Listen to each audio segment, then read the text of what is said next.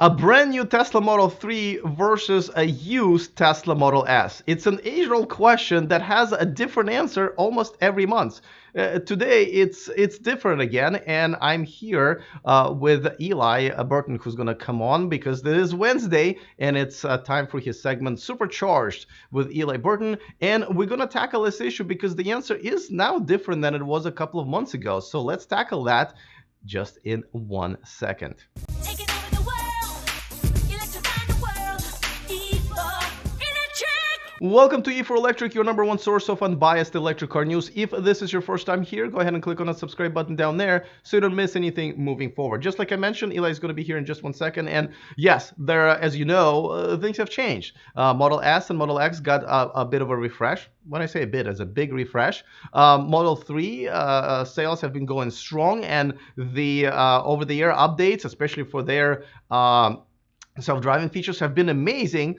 And the inventory, used and new inventory on Tesla.com, has been up and down with some amazing deals, which are not around right now this week. But a few weeks ago, they have been. And I have to say, yours truly here is still, I haven't committed to my e-tron reservation 100% yet there. And I have been thinking about, a used Model S versus a new Model 3. So I do have a pony in this race. So it will be kind of interesting to see what Eli has to say before we bring him in.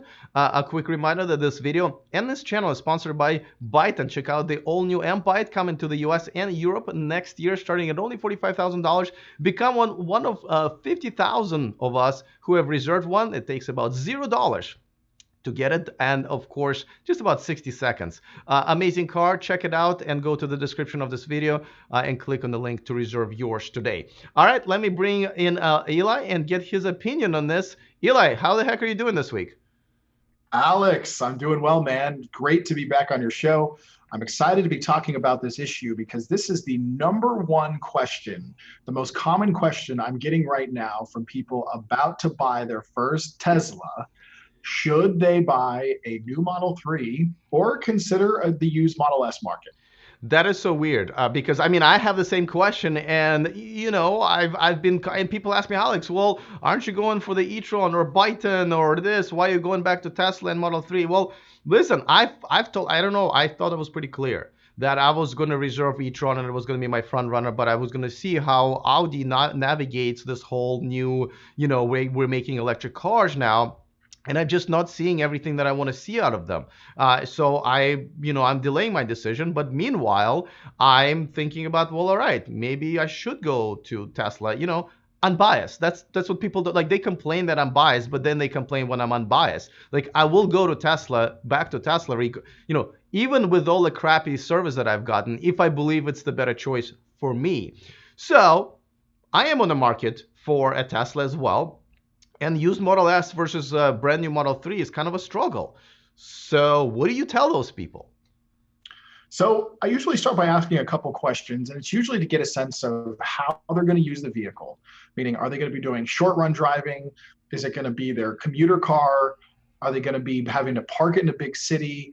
Do they have a family? Are they going to be traveling and needing a lot of storage space? Because those are kind of the variables and the vectors that really make a big difference in driving that decision. And when I'm asking what kind of distances are they going to be driving, are they going to be commuting in traffic in the Bay? Is if we're looking at used Model S versus used Model S versus new Model 3, one of the big hardware differences and software differences is the used Model S's that are coming in at a price point similar to the new Model 3s have AP 1.0 only, and the new Model 3s are now rolling out and delivering with AP 3.0. And that's a big difference in performance if Autopilot's going to be part of your user experience picture. But yeah. Alex, you're looking at getting either a new 3 or a used S. What are the big things driving your buying decision? Well, so I completely agree. The biggest difference here is the Autopilot. I do have to say that charging as well, but let's tackle the Autopilot. As you know, I don't use Autopilot that much. I only use it to show people who've never seen Teslas, which actually is the case here in Sacramento a lot, how awesome the car is. But as far as actually using it, and even when I drove yours, which has much better version of the Autopilot, for a couple of reasons. One, I like driving. I like doing this still. And secondly, I just, Hey, man. Huh? caveman. Yes, I am. But just like people like driving stick shift sometimes, right? Like, they do. And secondly, I don't. If Tesla doesn't trust its autopilot 100% when it still makes me keep my hands and on the wheel and eyes on the road, neither do I. So until they lift that restriction, which they, by the way, didn't have in the beginning, I don't want that feature. But what you just said is also I like is if you're sitting in traffic a lot, right? If your commute is an hour and all you do bumper to bumper, that's where you should trust the autopilot. Like that's perfectly good enough for that. With all the sensors and cameras, it's not going to bump into another car. It's not on a high speed. Even if you, let's say, just something horribly goes wrong, you bump somebody at 5 miles an hour. And if it is the most miserable part of your day, then hell yes, get the autopilot. Though Autopilot 1 is still good enough for that as well. But you're right.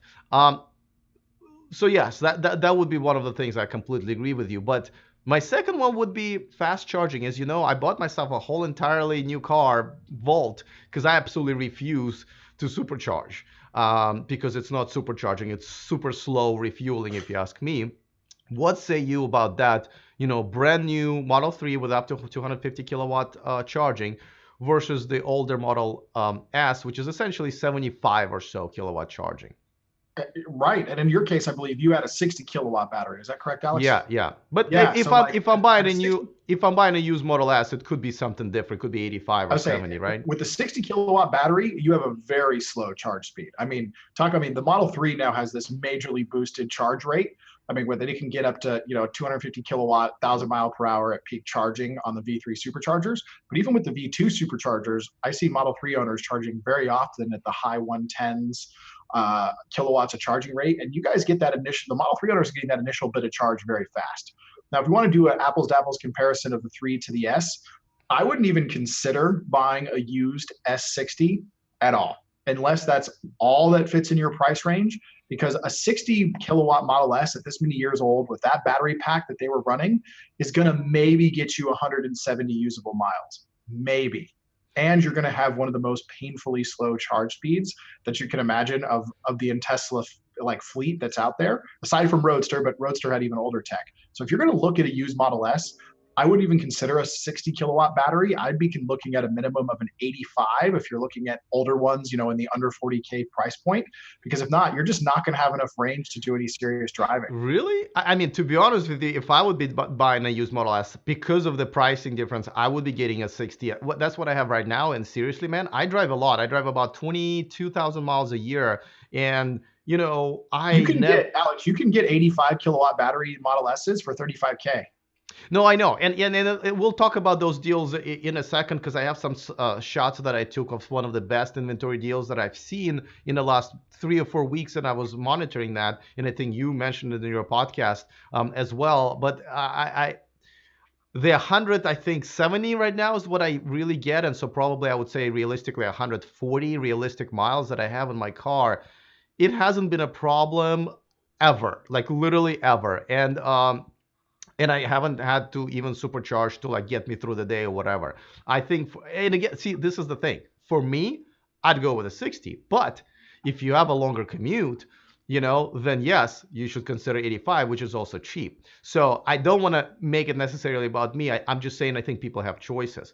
But the charging is a funny thing, right? Absolutely, Model 3 will kick butt of any used Model S up and down as far as charging is concerned. The question is, do you ever need to do that? If this is your daily car commuter, you charge at home. Even if you do go a long distance, if you do it a couple times a year, which most people do that, hey, if you want to spend an extra 1 or 2 hours slow charging and superchargers with a used Model S, maybe that's the price you pay for getting a used Model S over Model 3. So these are, again, choices that I think people would Yeah, and make. these are important too. And again, also we're in a unique part of the country, Alex, and I think the same for folks in LA. Is there are a lot of people who live in Sacramento and commute round trip to the Bay Area for their jobs. I mean, even where I live up a little further north up here in Roseville, there are people who commute from Roseville every day to the Bay Area.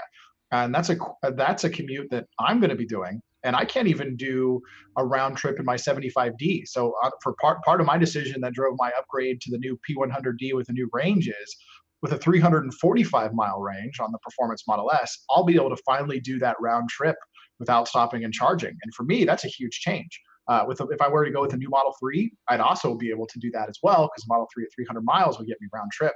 But yeah, a car getting only 200 miles would totally changes my commute, adds another 20, 30 minutes of travel time for me. So, but if you don't have commutes that long, then yeah, 60 kilowatt battery may not be a deal breaker for you. But also, let's be fair, Alex, in your case, you bought a car that also has a gas engine just so that you don't have to deal with charging. So if this was your only car, a 60 kilowatt battery wouldn't do it for you either. Yeah, no, so I mean, that's a whole different story. I absolutely refuse to buy into supercharging technology in terms of, to me, it's way too slow. I would like to promote technology that's better than gas technology. And that's where I think it's the really one thing that we have left where gas cars are still winning in terms of refueling when you are driving long distance. Because, 45 minutes versus 3 minutes. I don't know, Alex. I'm going to challenge you on that.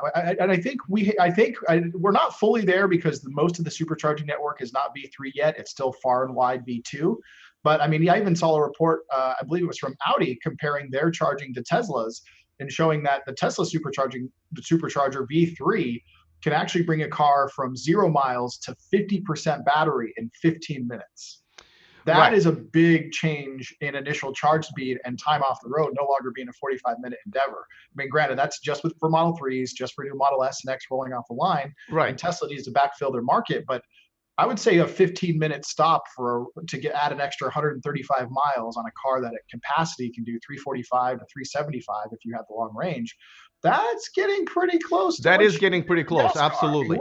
I mean, we may not be better than gas yet, but we are close enough that I don't think even you would be okay with it. Yeah, but don't forget, I have a 60, so Right. I take 45 to 60 minutes, and I refuse to do that when it adds True. 2-3 hours to my trip to LA, which is already a tedious 5-hour trip. So, and I think I gotta tell you, so I got some haters that I'm subscribed on my channel saying, "Oh, how dare you use gas in your life?" Blah blah blah. Now, this is the same people who still, obviously have FedEx and post office delivery and gas trucks, and they buy groceries that are being delivered. It's a philosophical question. But I also got a lot of followers saying, Alex, thank you for doing this, because a lot of us don't have $100,000 to spend on a car with a good range, and a lot of us are still kind of afraid. Like, I'm bought in, but my wife isn't. So the plug-in hybrid is something that we're more comfortable with right now. It costs much less, and I'm glad that you now have both of the two worlds, right? You have an all electric car and a plug-in hybrid, and I gotta tell you, man, the amount of gas that I spend on my Volt when I do take 1 or 2 trips to the Bay is less than your mailman spends delivering mail to you anyway. So, but Of course. I guess my bigger point, and I don't want to get too much off of the topic, is that it depends, right? So we already went over the autopilot, right? If you Let's need an talk about autopilot, space in the car, because that's a big one. yeah, hold on. So let me just want to kind of summarize. The autopilot, if you really need it for driving, then obviously Model 3. Charging, Model 3 is getting very close. I think the only thing that's left is, yes, they have to roll out the damn V3 superchargers, which I think is going to be a bit. And also, we need to confirm that they're really charging at that rate. Because, as you know, just because a peak of 250 kilowatts doesn't mean that that's what happens. A lot of times you go to the peak and then you go back to 70. Then what good is 250? So we need to validate that still. But you're right. 15 minutes is not bad. It's getting there. Okay, what's next? So next, I think, and this is a big one, and this is cargo space in the vehicle. Yeah. So the Model S is a substantially bigger vehicle than the Model 3. I don't exactly have the measurements up in cubic feet. I think Model S has 10 more cubic feet of storage than Model 3 does. I think we can go with a scientific measurement of much more. Yeah, much more. Yeah, exactly. More. I say the numbers are too much for me, but this is a big deal for me. So when the Performance Model 3 came out, I gave a serious look at the Model 3, at the performance Model 3, of whether I would stay with my Model S or consider switching over to a Model 3, especially when the Model 3 was getting all these new performance improvements like faster charge speed and a faster and a higher kilowatt charge rate that I wasn't having access to. And it didn't seem like it was coming as soon as I'd like to have for the S and X. Now it did, but I was looking at this, and the big thing that stopped me from going Model 3 was I live a lifestyle that I need and use the storage space in the Model S. I'll go camping. I in fact even go car camping. In fact, I've made a video on your show, Alex, after the time I lived in my car for an entire week road tripping around Europe. You can do that in a Model 3. Technically, you can car camp, but if you're going to do any extended length trips and you've got bags and luggage and food and all the stuff you want to take with you, and you want to do this with multiple people, the Model S is the vehicle to go. So for me, having an adventure mobile that I'm going to take off of nature and be out there for multiple days and even live in it sometimes for a few days, Model S is my only option. I absolutely agree. As a matter of fact, I would go even further that the Model 3 for people who need space, like I'm a hockey goalie, so I cannot have Model 3 for those purposes. As a matter of fact, that's the one of the things that a Model 3 loses out to even other brands like Kia and Hyundai and stuff like that, and even Volt. Like my Volt can fit my gear, my goalie gear, which is humongous, where Model 3 would not. So yes, I agree. If you need space, Model 3 is a tough sell, and you would go with a Model S. But let's talk about. Oddly, let me add one other thing to the space side, and this is something that's interesting. If you need space from the standpoint of being a tall person, the Model 3 is actually a better car than the Model S. This blew my mind. So I met a guy by the name of Matt Bullard. He's a former Houston Rockets player, and now he's an announcer and does a bunch of media stuff for them. And he owns a Model 3. He's 6'11", something crazy. Because if he gets in a Model S, the roof takes his head off. But in the Model 3, in the front seats, he actually has enough clearance. So it's one of those counterintuitive things that you wouldn't think. But the Model 3 is actually a better car for super tall people. That's very interesting. Okay, now let's get to a very important part, which is the money, right? Now there are some amazing deals. Let me just show some of the deals that I have seen. So I've been monitoring the used inventory for Tesla. I'm a little surprised I don't have mind-blowing deals on the new inventory for the Model S because the new Model S is so much better. But still, we're talking about used ones. By the way, we're talking about 40 to 50,000. I think that's what Model 3 costs usually that most people buy. So let me show you some of the deals that I found, and I've shown this before. I think these are mind-blowing. So the first one is this 60. As you see, with 72,000 miles, which means that they will throw a 2-year and a warranty up to 100,000. 28,000. That's freaking insane, right? Now that one was gone within a day. Here's another one. Now this one's under 50, and this is a 70. But look, it's essentially brand new. It's got 10,000 miles. I think it's a steal as well. Here's another one, and this one is actually the new front end. At $45,000, it's a 4-wheel drive. It's a 75 kilowatt hour, and the mileage is under 60. So essentially, you can either extend the warranty, but these guys will actually, Tesla. And look at this car. This car has the 21-inch wheels. That's a $4,500 upgrade. Yeah, This may be the best deal I've seen of the used in the inventory. This is incredible. I mean, it's got AP2, like 75D. It should have AP2, well, maybe. Let me see if you like this one better than the next one, because you might think that the next one is a better deal. Because here is 2016 P90D with a ludicrous mode with only 50,000 miles. Don't forget, that means that it will give you an extended warranty for under 60,000 miles. What do you think about this versus a Model 3 that costs roughly the same? I think take my money. But which one? Like, would you buy this one over? For me, the P90DL, 100%. I would take the trade-off in charge speed because I love performance. I love ludicrous mode. And with a P90D, you're still getting great range. You're getting high 280s in range. Probably, honestly, for me, what would actually stop me, though, is Autopilot 2.0. And the front fascia. At this point, I wouldn't want the old front fascia. And I've done over 30,000 miles with Autopilot on, Alex. And I love the capabilities of AP 2.0. So for me, I would still end up in Model 3, but man, it would be tempting. By the way, if the front fascia thing doesn't matter to you, or you're not going to expect you to use a ton of Autopilot, or need Autopilot 2.0, because this will still have 1.0, this is a steal. I can't can't believe this even made it to the website and didn't Yeah, just get I sold by know. some salesperson texting their friends, Exactly. being like, "Who wants Exactly. this?" Yeah. Okay. So now that's just so we're comparing them, but don't forget there are a couple of other things. One, not everybody wants a used car. Though this one's they cleaned up and they do come with an extended warranty from Tesla. But I think there's another thing. And for example, someone like me, I prefer to lease my cars, right? For many different reasons. And this is a bit of a tough decision as well because on one hand, you can lease a Model 3, brand new Model 3, but you cannot lease a used Model S. You cannot lease any used car. But here's a problem with the lease for the Model 3. One is extremely overpriced right now. I would say it's overpriced by about $100 a month compared to the similar priced other brands like Kia and Hyundai, and you can compare it to gas cars or electric cars. It almost doesn't really matter. Price is price, math is math.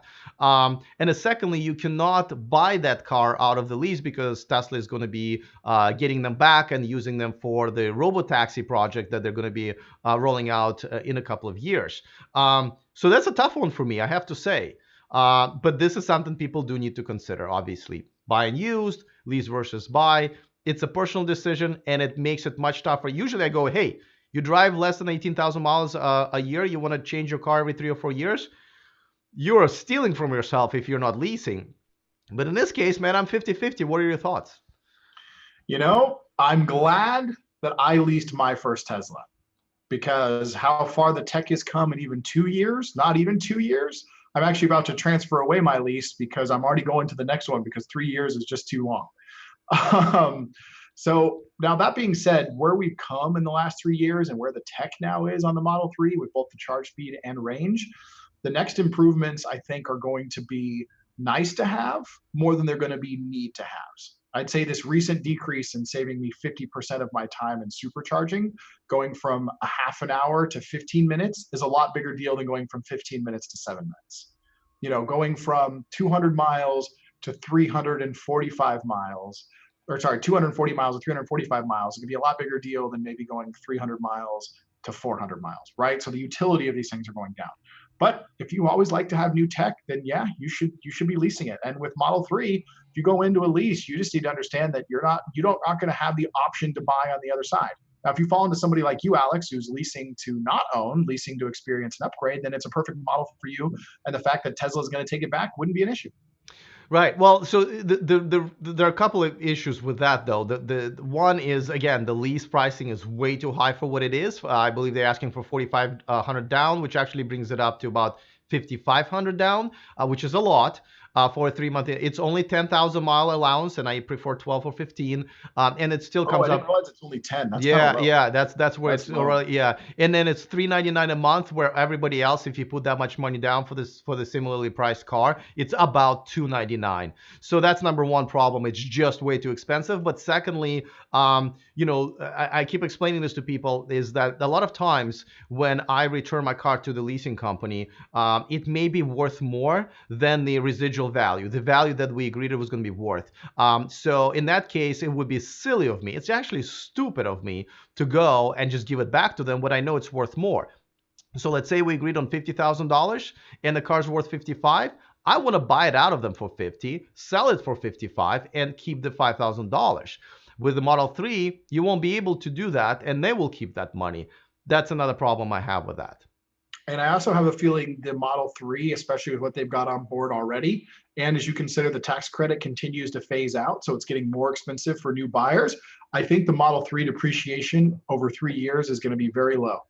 Yeah, but though I have to say that that's another thing, right? The $7,500 tax credit is built in to the used Model S. You get the full credit and it's immediate. Obviously, with a Model 3, it is now being phased out even to like less than $2,000, I think, starting June. And obviously, you won't get it until next year when you're doing your taxes, unless you lease it. Then you kind of get it immediately. So, all right, man, listen. I gotta tell you, like I don't wanna suggest one over the other. I think the whole point of this conversation is I don't know. Like seriously, man, I still don't know.